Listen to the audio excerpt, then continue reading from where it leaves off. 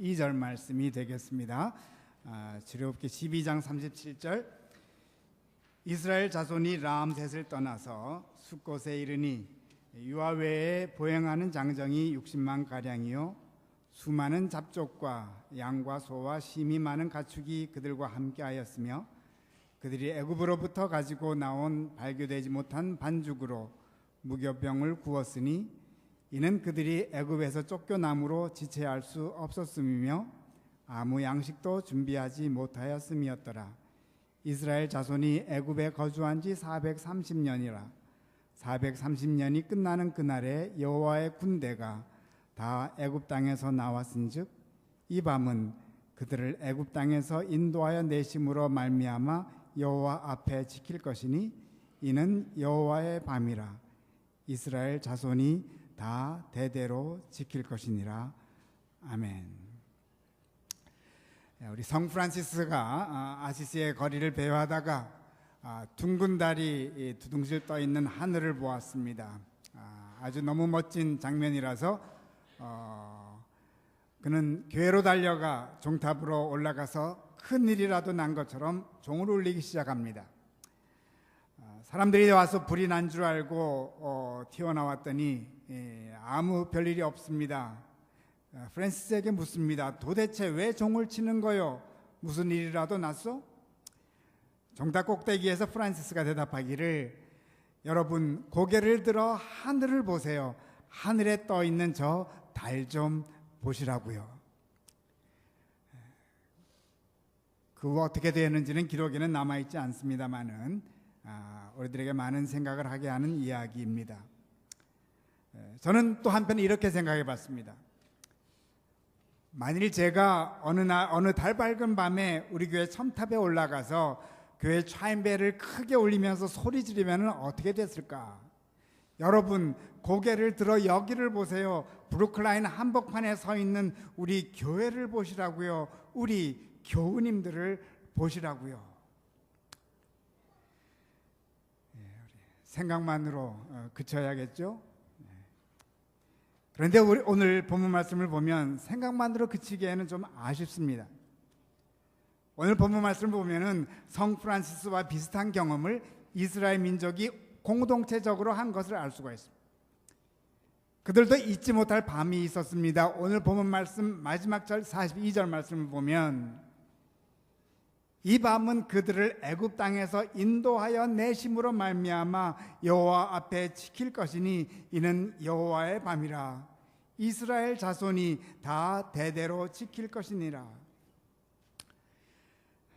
길게 설명해 드릴 시간 없습니다. 프란시스가 체험한 것과는 조금 다르지만 이스라엘 민족이 체험한 밤은 하나님께서 죽음의 사자를 보내 애굽의 모든 장자들을 죽인 밤입니다.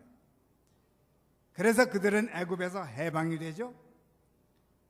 성서 기자는 이 밤을 여호와의 밤이라고 부르고 있습니다. 이처럼 이 밤은 성 프란시스가 체험한 밤과 다르기도 하지만 또 같은 점도 있습니다. 프란시스는 너무나 황홀한 보름달을 보면서 환상의 세계에 빠져 들어갔던 것처럼 성서 기자는 여호와의 밤을 지낸 사람들의 모습 안에서 황홀한 모습을 보고 있습니다. 바로 전기절인 41절 말씀. 430년이 끝나는 그날에 여호와의 군대가 다 애굽 땅에서 나와왔은즉. 자, 이스라엘 민족 안에서 무엇을 보고 있습니까? 여호와의 군대. 출애굽기 기자는 얼마나 황홀했겠습니까? 여호와의 군대를 보면서. 근데 정말 이들이 여호와의 군대와 같은 모습이었을까요? 사성 장군이 말병거를 타고 앞장서고 뒤를 많은 말을 탄 군인들이 위풍당당 걸어오는 그 모습이었을까요? 다시 한번 37절부터 봉독해 드립니다. 이스라엘이 람셋을 떠나서 숫곳에 이르니 유아 외에 보행하는 장정이 60만 가량이요 수많은 잡족과 양과 소와 심이 많은 가축이 그들과 함께하였으며 그들이 애굽으로부터 가지고 나온 발교되지 못한 반죽으로 무교병을 구웠으니 이는 그들이 애굽에서 쫓겨남으로 지체할 수 없었음이며 아무 양식도 준비하지 못하였음이었더라. 이스라엘 자손이 애굽에 거주한 지 430년이라. 여호와의 군대의 모습을 느끼십니까? 글자 그대로 보면 결코 느낄 수가 없습니다. 도리어 60만의 피난민들이 겨우 빵을 등에 지고 그것도 무교병을 등에 지고 나오는 초라한 모습만 보입니다. 하지만 이것을 기록한 성서 기자는 우리와는 전혀 다르게 보고 있는 것 같습니다. 놀라운 선언을 하고 있습니다. 그날에 여호와의 군대가 다 애굽 땅에서 나왔은즉.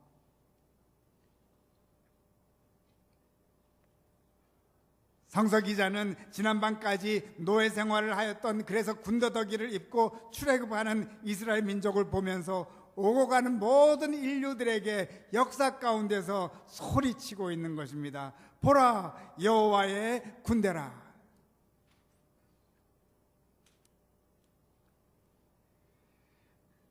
그렇다면 저도 한번 해봐야 되지 않을까요? 생각만 아니라 밤 2시에 교회 첨탑에 올라가서 종을 치면서 여기 보세요, 벌써는 한인교회는 여호와의 군대입니다.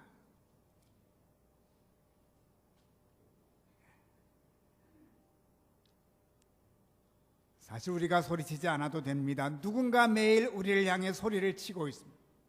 중요한 것은 그 소리가 우리가 그 소리를 들어야 합니다. 이스라엘 민족을 향하여 누군가가 여호와의 군대라고 외쳤듯이.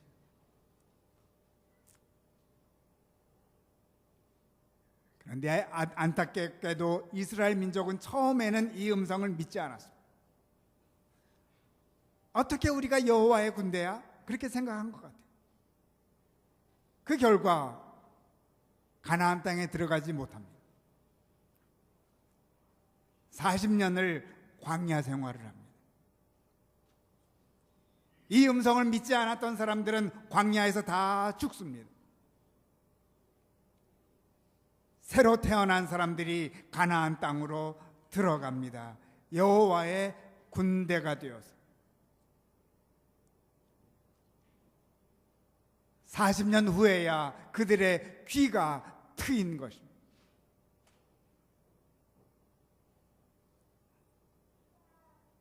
여러분의 귀는 트여 있습니까?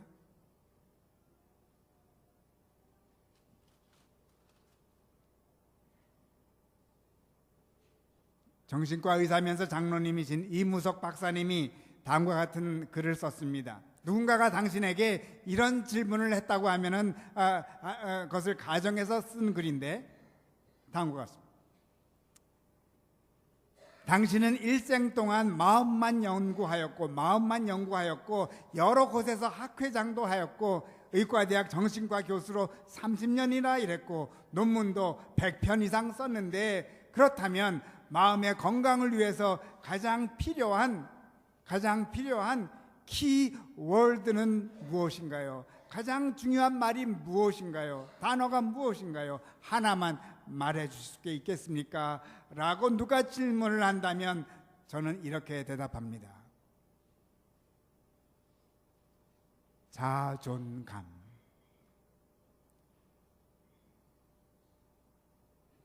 그는 계속해서 말하기를, 스스로 자기를 막 내려쳐서 깎아놓는 사람들은 남들이 자기를 한심하게 볼 거라고 생각하고 늘 도망다니고 피한다는 것입니다. 그리고 이것은 겸손이 아니라는 것입니다. 오늘 김경섭 집사님이 답사 때 말씀하신 그 겸손이 아니라는 것입니다. 이것은 자존감이 없는 것입니다. 이스라엘 민족이 430년의 노예 생활을 마친 후 광야 40년을 지내게 된 이유는 자존감이 없었기 때문에. 반면 40년 후 그들이 가나안 땅을 차지할 수 있었던 가장 큰 이유는 무엇이었겠습니까? 하나님의 눈에 비친 그들의 모습을 그때야 그들은 알고 받아들였습니다. 여호와의 군대라. 그들에게는 깊은 자존감이 있었던 것입니다.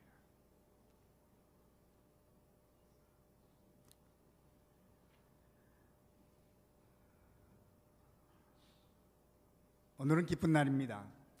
새로운 일꾼을 뽑아 안수하고 직책을 맡깁니다.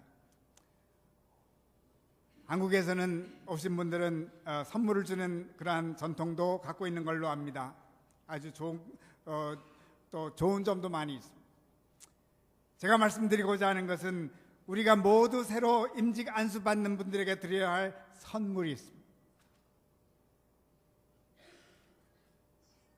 우리들의 깊은 말이 담긴 눈길, 어떤 말이 담겨 있어야 할까요?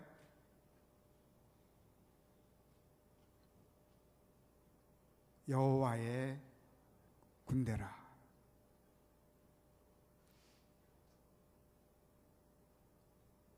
이들 안에 놀라운 위엄을 보십시다.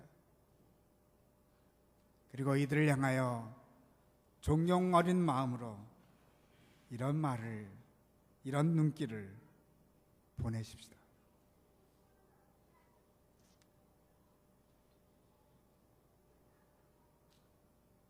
그러나 모든 교인들은 여호와의 군대임은 사실.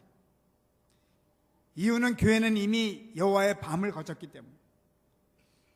6월절 어린 양이신 주님께서 골고다에서 십자가를 지시면서 교회는 여호와의 밤을 이미 거쳤습니다.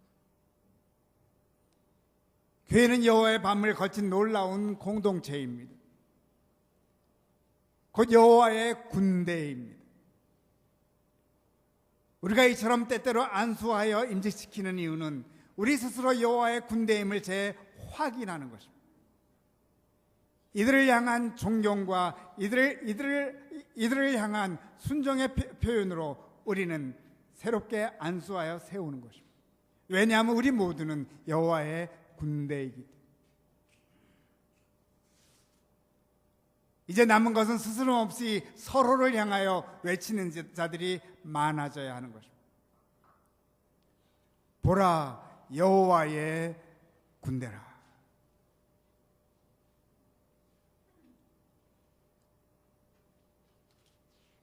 하나님의 장군의 모습을 그리면서 함께 이러한 고백을 나누시지 않으시겠습니까? 이런 고백을 자주 하는 자들에게는 놀라운 일이 생길 것입니다. 남을 높일 때 자기도 자존감이 생겨나갈 것입니다. 우리가 속한 이 위대한 공동체, 위대한 여호와의 군대를 통하여 하나님께서 놀라운 일을 펼쳐나가게 될 것을 새삼 느끼게 될 것입니다. 보게 될 것입니다. 결국 황홀해질 것입니다. 우리들의 이 모습에 하나님조차도 황홀해질 것입니다.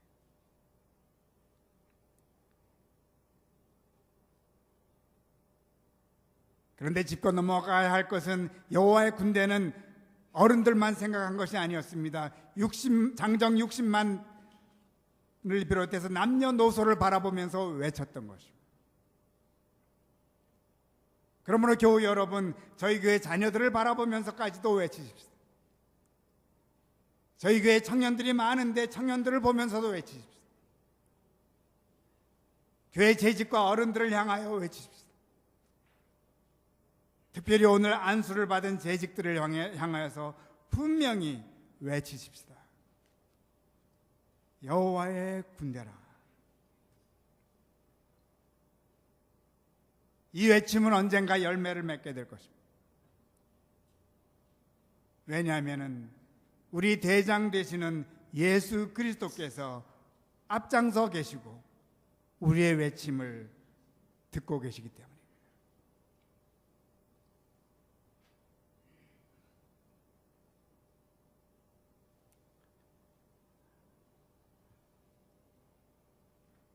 오늘 안수 받으신 분들을 중심으로 해서 저희 교회 3세대가 여호와의 군대가 되어 주어진 가나안 땅으로 함께 들어가게 될 줄로 믿습니다.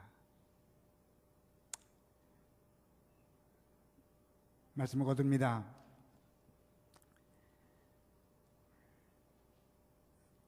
작곡가 스트라빈스키가 대단히 어려운 바이올린 연주곡을 하나 썼습니다. 제대로 연주만 되면 너무나 아름다운 곡이었습니다. 그는 자신의 사랑하는 제자 중 하나에게 그 곡을 주고 연습하여 연주토록 했습니다. 곡을 받은 제자는 자신에게 위대한 작곡자의 곡을 처음 연주하는 특권이 주어졌다는 사실에 감격했고 열심히 연습했습니다.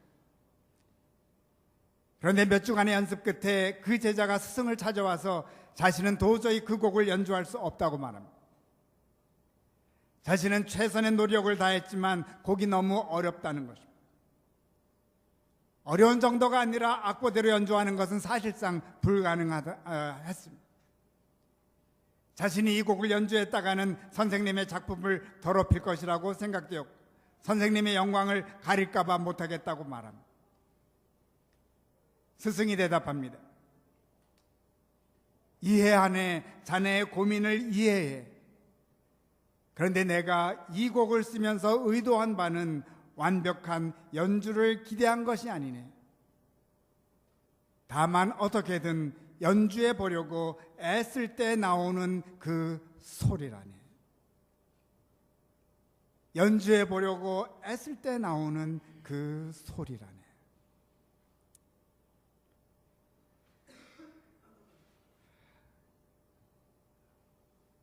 오늘 안수받는 분들을 비롯해서 우리 모두는 여호와의 군대가 되기에 너무 부족합니다. 그러나 하나님께서 원하시는 것은 여호와의 군대라는 자존감을 갖고 최선을 다하는 것입니다. 그러면 우리 하늘을 우러러 보십시다. 우리를 향하여 들려오는 소리를 들으십시다. 보라 여호와의 군대라. 우리의 입을 통하여 그 놀라운 외침을 또 외치십시다. 보라 여호와의 군대라. 성경은 말씀합니다. 430년이 끝나는 그날에 여호와의 군대가 다 애굽 땅에서 나왔은즉. 아멘. 다 함께 일어나셔서 찬송가 323장 1절과 3절만 부르시겠습니다.